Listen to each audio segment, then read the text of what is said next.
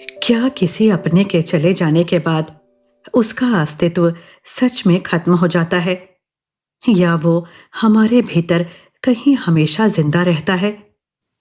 कभी आपने सोचा है, हम जीते क्यों हैं और मरने के बाद क्या बचता है? शायद मृत्यु अंत नहीं, बल्कि समझ की शुरुआत होती है।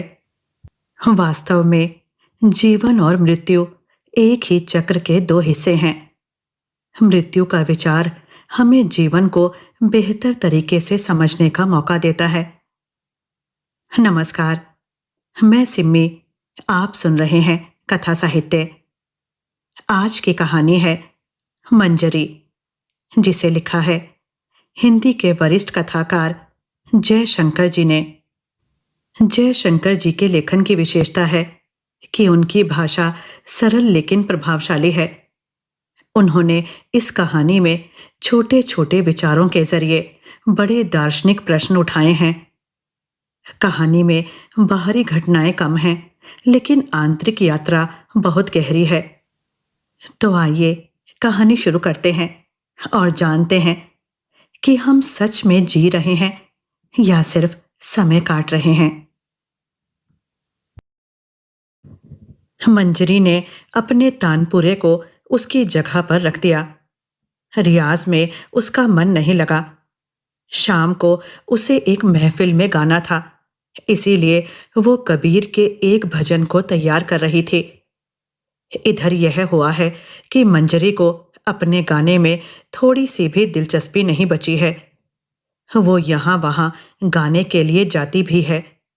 आकाशवाणी और दूरदर्शन के लिए उसकी रिकॉर्डिंग्स भी होती रहती हैं। पर अब उसका मन अपने गाने में डूबता नहीं। एक तरह की आदत सी बन गई है, और वो आवेग से नहीं, आदत के कारण गा ही लेती है। थोड़ा सा ठीक ठाक ही गा लेती है।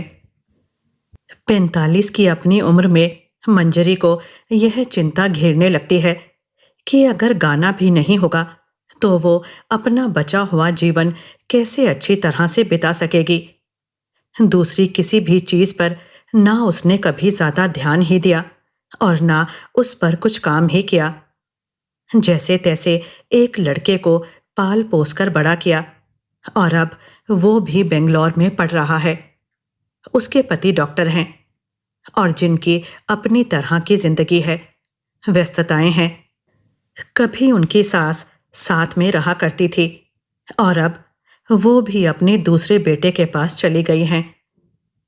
सर्दियों की एक सुबह में आधे अधूरे रियाज के बाद मंजरी अपने बचपन, प्रेम, विवाह, गृहस्थी और नौकरी से होती हुई इन दिनों के अपने अजीब से अवसाद पर लौट रही है। कहीं यह एक किस्म का वैराग्य तो नहीं है? अपने कमरे से अपने बाग में खड़े हुए अमलतास के पेड़ को देखते हुए मंजरी को अपनी कई कई भूलों का, तरह तरह के भटकावों का भी ख्याल आ रहा है। मंजरी इतना जरूर महसूस कर रही है कि उसके अपने गाने का उसे अच्छा ना लगना उसका अपना सच्चा एहसास है, और एक ऐसी बात जिसमें ना कोई भूल है और ना ही कोई भटकाव। मंजरी को शास्त्रीय गायन से जुड़े अपने पिता का ख्याल आता है। उनका समूचा जीवन गाने को समर्पित रहा। अपने अत्यधिक आत्म स्वाभिमान और अक्खड़पन की वजह से उन्होंने लोगों के बीच बहुत कम ही गाया। अपनी साधना करते रहे, मंजरी को सिखाते रहे। मंजरी को वैन गंगा नदी के किनारे बसा अपना वह घर याद आता है जहां उसने हिंदुस्तानी क्लासिकल गाना सीखना शुरू किया था। बहती नदी पर उतरती सुबह और पिता के गाने के स्वरों के साथ साथ मंजरी यह भी याद करती है कि उसका मन गाने में नहीं होता था। वो हसरत भरी निगाहों से नदी के किनारे के पेड़ों पर झूलती हुई अपनी सखियों को देखती रहती थी। तब उसका मन सर्कस, सिनेमा, रामलीला और आल्हा गाने वाले बूढ़े बाबा जी के आसपास भटकता रहता था। गाने पर ही ध्यान ना देने, अपने कम समर्पित होने आइसक्रीम और कुल्फी के लिए अपनी चाहत जताने के लिए वो अपने पिता की डांट और गुस्से को सहती रहती। वो गजल गाने की भी आकांक्षा लिए हुए रहती और उसके पिता उसे मना करते। उनकी निगाह में गजल का कलात्मक महत्व कुछ कम था। फिर मंजरी का अपने ही शहर के एक फिजिशियन से विवाह हुआ। शादी के कुछ ही बरसों के बाद अपना गाना उसके अपने जीने का बड़ा सहारा जान पड़ा। पति के पास ना वक्त था और ना वह मन जो मंजरी को समझ पाता। अब पिता नहीं रहे और ना ही माँ। गाना ही सब कुछ बनता गया। एक बेटा हुआ और उसका पालन पोषण भी उसकी विधवा और निसंतान बुआ ने ही किया। इस सब के बावजूद मंजरी को ऐसा वक्त याद ही नहीं आता है जब उसे अपने गाने से आनंद मिला हो, उसने मन से डूब कर गाना गाया हो। वो अब भी वैन गंगा के किनारे खड़ी हुई वो किशोरी ही है जिसके अपने गाने में जरा सी भी रुचि नहीं है, जिसका मन स्वरों, रागों और तानों में नहीं, पेड़ों पर चहचहाते परिंदों में, उनकी शाखाओं पर लटकते रस्सी के झूलों में, नदी की कलकल और वहां से आती हवाओं में रमता है। मंजरी अब भी गाती है, कुछ ठीक ठाक गाती है, पर अपने लिए नहीं, अपने मन से भी नहीं। वह मालवा के बसंत के दिनों की रात थी। मंजरी राग केदार गा रही थी। एक तो नई जगह के लिए संगतकार थे और दूसरे ट्रेन सुबह की जगह दोपहर में पहुंची थी। वैसे भी मंजरी ने गायन की कोई विधिवत शिक्षा नहीं ली थी। जो कुछ थोड़ा सा सीखा वह अपने पिता से, जो खुद कभी गा ना सके थे, पर यह चाहते रहे थे कि उनकी इकलौती बेटी जरूर गाए। मालवा के इस इलाके में वो गाने के लिए आती रही थी। इस इलाके से कभी आमिर खान और कुमार गंधर्व के जुड़े होने का ख्याल उसके साथ बना रहता था। किसी कंसर्ट के दौरान ही वो इस इलाके में आई थी और उसने अपनी एक दोपहर कुमार गंधर्व के साथ बिताई थी। वह दोपहर मंजरी के अपने 45 साल के जीवन की एक आत्मीय दोपहर रही। इतनी उम्र में भी ऐसा कितना कम ही वक्त होता है जो याद रह जाता है, जिसकी याद तसल्ली देती है, तमन्ना भी। उसने गाना खत्म किया और कुछ लोगों ने आकर उसके गाने की प्रशंसा भी की, पर वो जान रही थी कि उसने कहाँ कहाँ भूल की थी, कहाँ कहाँ पर उसके गाने की सांसें अटकी थीं। वह गाना नहीं रहा था, उसके साथ लापरवाही से गाने की शर्म थी और वो स्कूली बच्चों के लिए अपने ऑटोग्राफ दे रही थी। मंजरी के मन में अपने लिए भी दया जागी और उन बच्चों के लिए भी जो गाना जानते नहीं थे। पर इसके साथ ही मंजरी के मन में यह सवाल भी जागा कि वो गाना जानती है। मंजरी को अपने गाने में किसी चीज का बड़ा सा गहरा सा अभाव नजर आता है।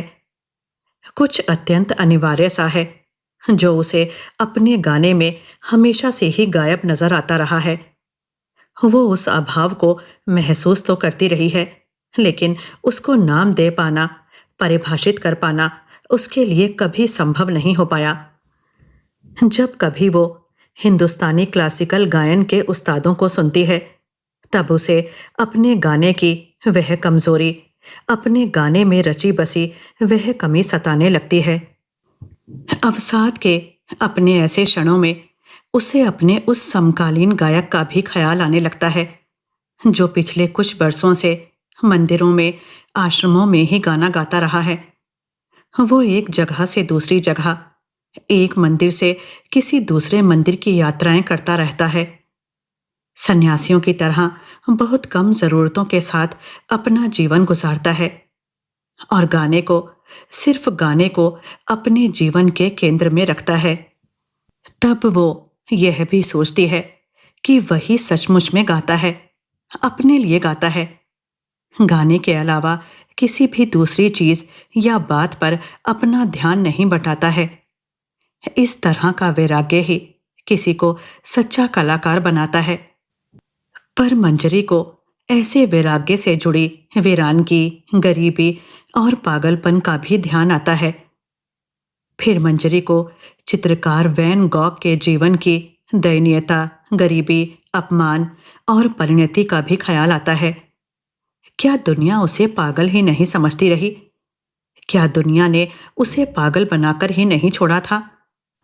अब मंजरी जिस जगह रह रही है वह एक बड़ा सा और नया बंगला है। कभी यहीं पर डॉक्टर रह चुके उसके ससुर का घर भी था और दवाखाना भी। अब यह सिर्फ घर है और उसके पति का क्लिनिक दूसरी जगह पर है। इस बंगले को पुराने पेड़ों और नए नए बाग ने घेर रखा है। यहाँ के कंपाउंड में विदेशी नस्ल का युवा कुत्ता और बूढ़ा होता हुआ चौकीदार नजर आता रहता है। डॉक्टर के क्लिनिक चले जाने के बाद बंगले के बाहर कुत्ता और चौकीदार रह जाते हैं और बंगले के भीतर मंजरी और यशोदाबाई।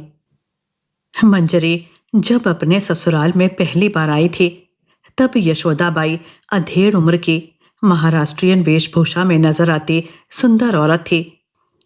इस घर में बरसों से काम करती आई थी। मकान के पिछले हिस्से में अपने परिवार के साथ रहती थी। अब वो विधवा है, बूढ़ी हो रही है और अपना ज्यादातर वक्त मंजरी के यहाँ बिताती है। मंजरी को उसके साथ रहना, उससे बतियाना, कभी कभार उसे अपना गाना सुनाना, किसी किताब के किसी किसी रोचक अंश को उसे पढ़कर बताना अच्छा लगता रहा है। मंजरी के लिए यशोदाबाई एक सीधी सादी, सरल सी और विवेकशील औरत है। उसे पता होता है कि क्या बोलना चाहिए और क्या नहीं, कब बोलना चाहिए और कहाँ चुप रहना चाहिए। उसमें ना उसके पति की तरह की जटिलता बसती है और ना उनकी तरह का छिछोरापन। मंजरी को महसूस होता रहा है कि यशोदाबाई इस बात को समझती रही है कि किसी को प्रेम करने के लिए बहुत कुछ करना पड़ता है, बहुत कुछ सहना पड़ता है। वो जानती है कि प्रेम करना एक तरह का काम ही है, एक प्रकार का परिश्रम। प्रेम में कठिन परीक्षा भी होती है और बहुत सी परेशानियां भी। इस वक्त मंजरी तानपुरा लिए हुए रियाज कर रही है और यशोदाबाई चटाई पर बैठे हुए गाना सुन रही है और कुछ बुन भी रही है। मंजरी के गाने में मीरा का कोई भजन है और यशोदाबाई के मन में मीरा का भक्ति भाव।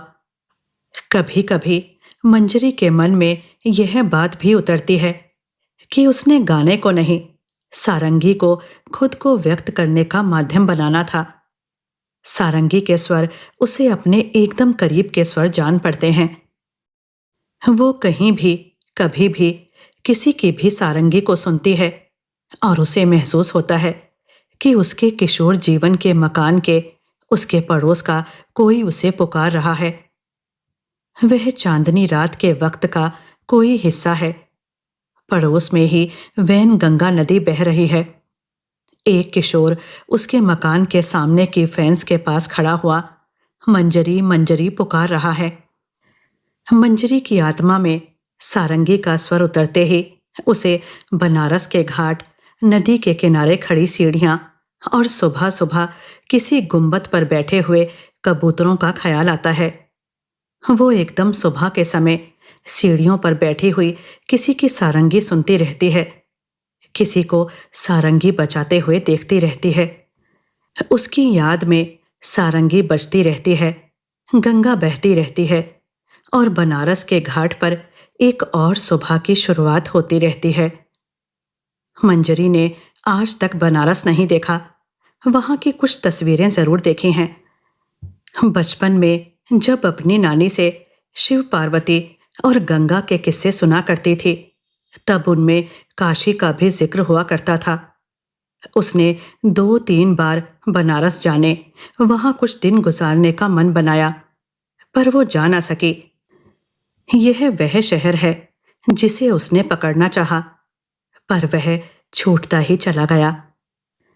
मंजरी के लिए सारंगी भी बनारस की ही तरह एक छोटा हुआ नगर है।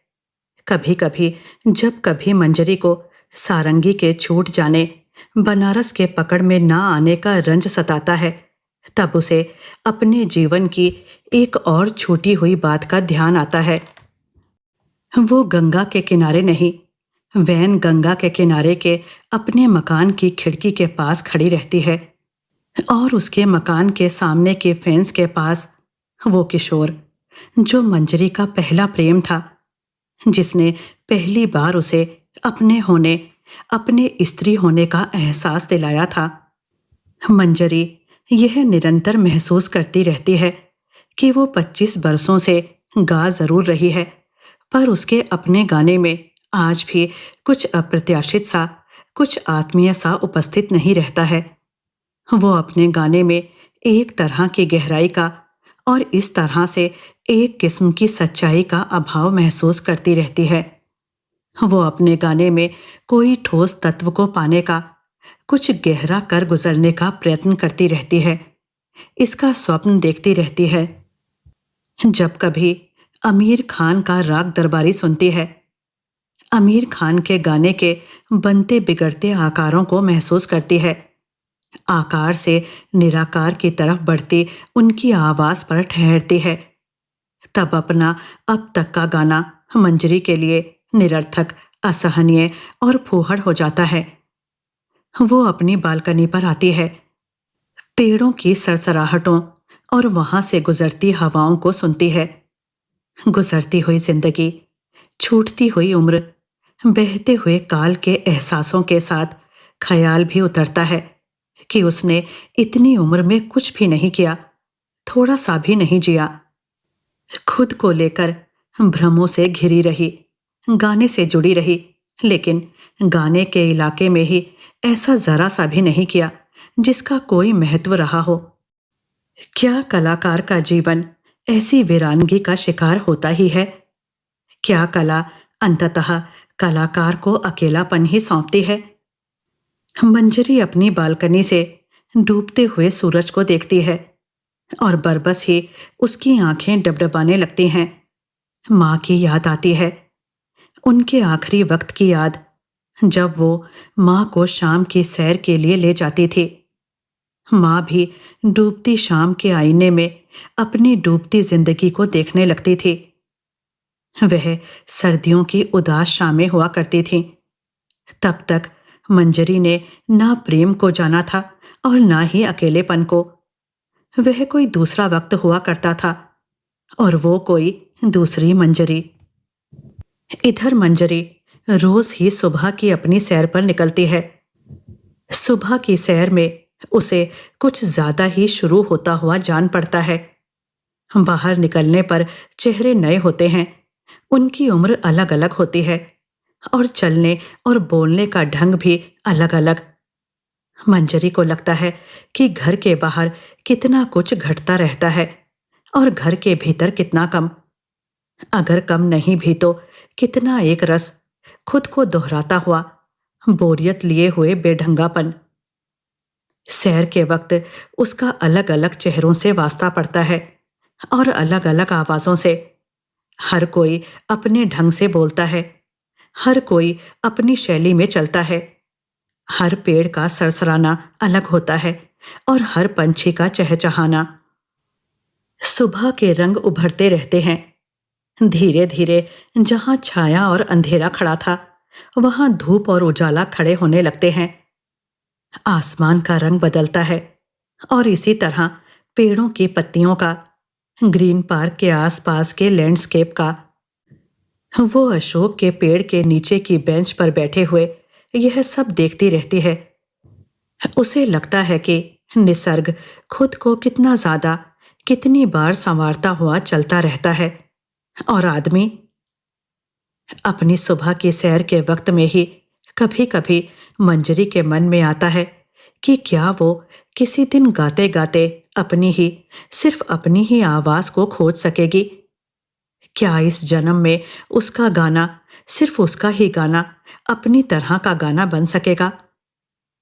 वो सुबह की सड़क पर चलती रहती है, अपने स्वप्न की पगडंडी पर बढ़ती रहती है। उसने हमेशा ही सोचा है, उसे सोचना अच्छा लगता है। मंजरी को सोचते हुए जीना अच्छा लगता है। शायद इसीलिए भी वो दुख में डूबी जाती है और अपने दुख में भी भीग जाती है। इस बरस का मानसून केरल में अरब सागर के कन्नामलाई तट तक पहुंच चुका है। मंजरी सुबह सुबह अपने घर की बालकनी में रखी गई आराम कुर्सी पर बैठ जाती है। यह कुर्सी उसके पिता की है। उनके ना रहने पर वो उनकी कुर्सी, उनका हारमोनियम और चश्मा अपने साथ यहाँ ले आई थी। मंजरी के पिता की लिखी कुछ चिट्ठियां और उनका चश्मा बैंक के लॉकर में रखा गया है।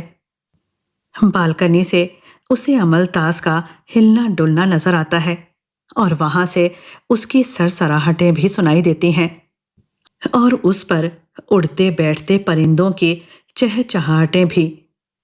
वो सोचती है कि उसके जीवन की एक और बारिश शुरू होने को है। उसने कितनी कितनी बारिशें देखी हैं, वो और कितनी बारिशें देख सकेगी। इतनी सारी बारिशों से गुजरे हुए उसके जीवन ने कितना कुछ देखा है, कितना कुछ सहा है।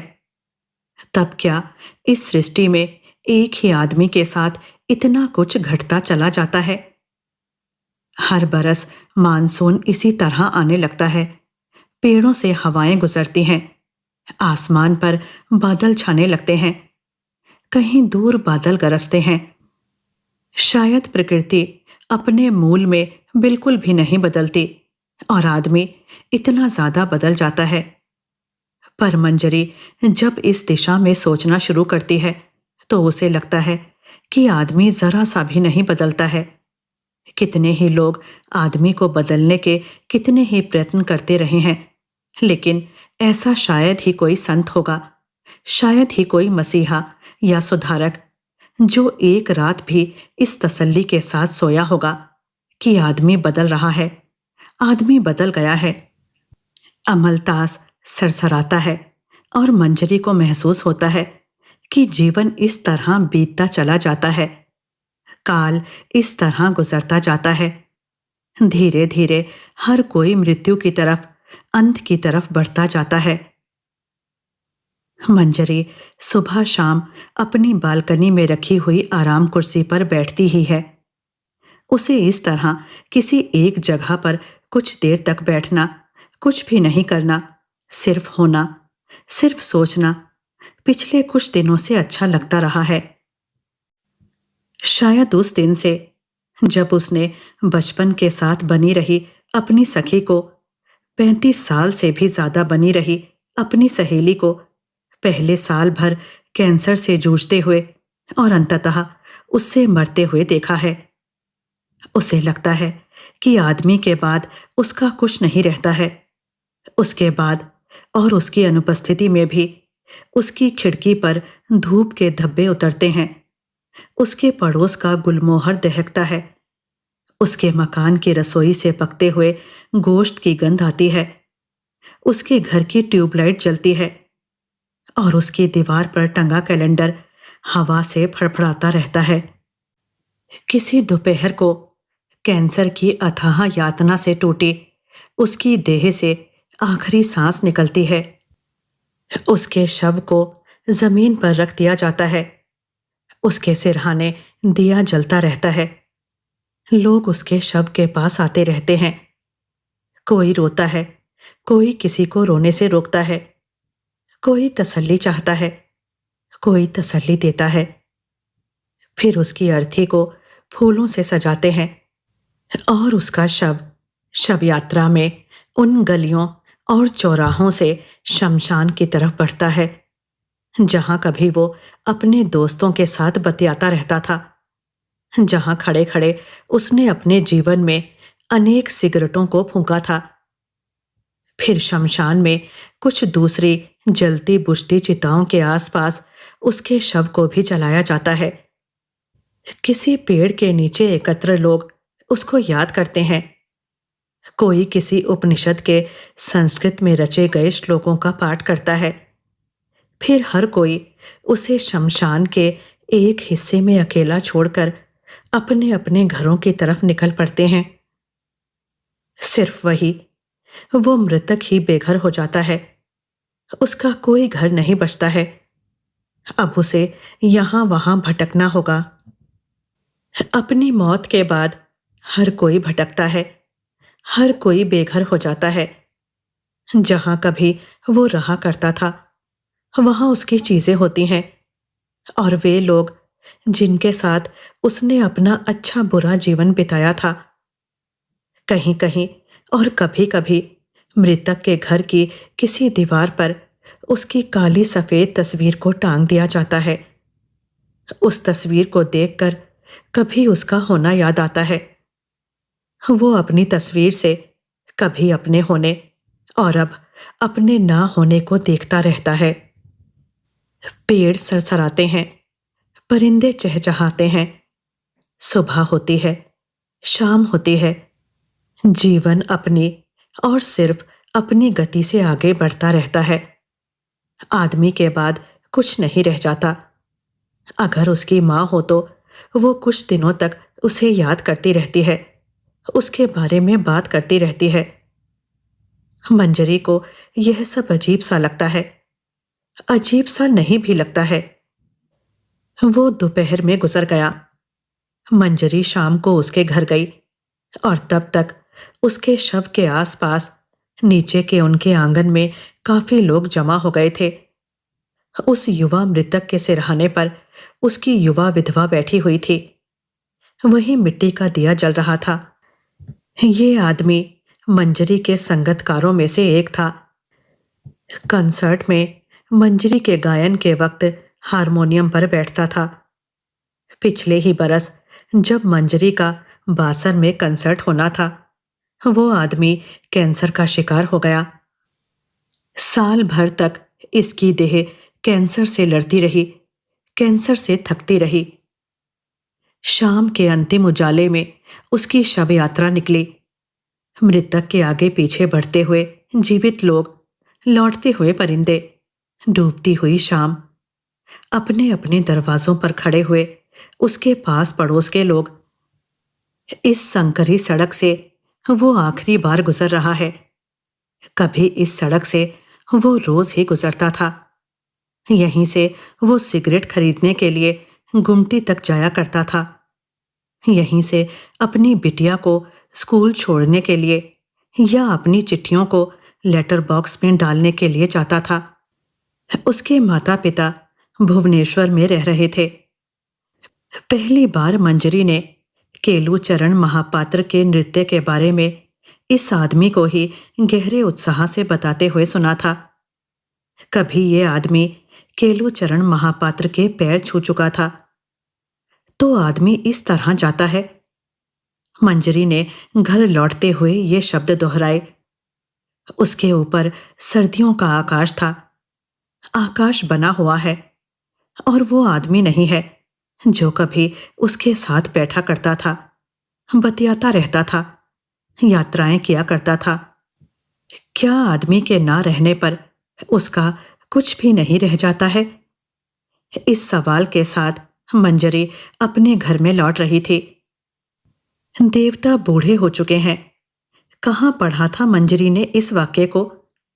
मृतक के घर से लौटने के बाद मंजरी ने स्नान किया था, अपने लिए कॉफी बनाई थी और बाद में कुमार गंधर्व का गाया हुआ कबीर का कोई भजन सुन रही थी। भजन सुनते सुनते पता नहीं कहाँ से उसके मन में ईश्वर के थक जाने, उसके बूढ़े हो जाने के बारे में कहीं और कभी कुछ पढ़े जाने का ख्याल आया और उसने अपना प्लेयर बंद कर दिया। मंजरी अपने पिता की शवयात्रा में शामिल हुई थी। वो उनकी चिता जलने तक शमशान में रही।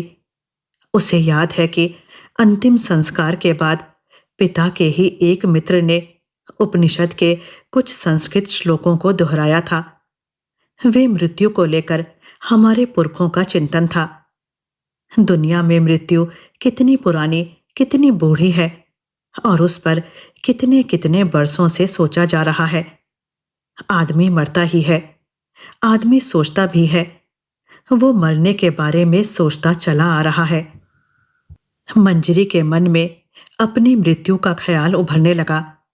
शायद अपनी ही उम्र के किसी आदमी का ना रह जाना हमें अपने भी जाने का ख्याल देने लगता है।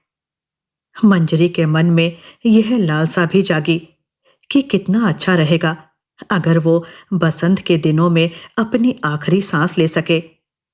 तब पेड़ कितने ज्यादा जीवित होंगे, कितने ज्यादा जीवंत। वो पेड़ों को सुनते हुए, पेड़ों से बतियाते हुए इस दुनिया को छोड़ना चाहेगी।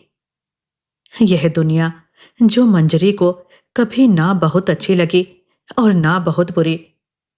इस दुनिया ने मंजरी को कभी बहुत ज्यादा सम्मोहित भी किया और कभी बहुत ज्यादा विचलित भी। मंजरी अपनी बालकनी में खड़े हुए अपने जीवन के बारे में इस दुनिया को लेकर सोच रही थी और आकाश में ध्रुव तारा नजर आने लगा था।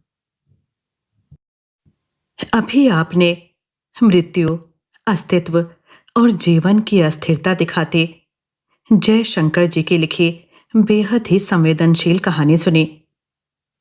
कहानी आपको कैसी लगी कमेंट करके जरूर लिखिए।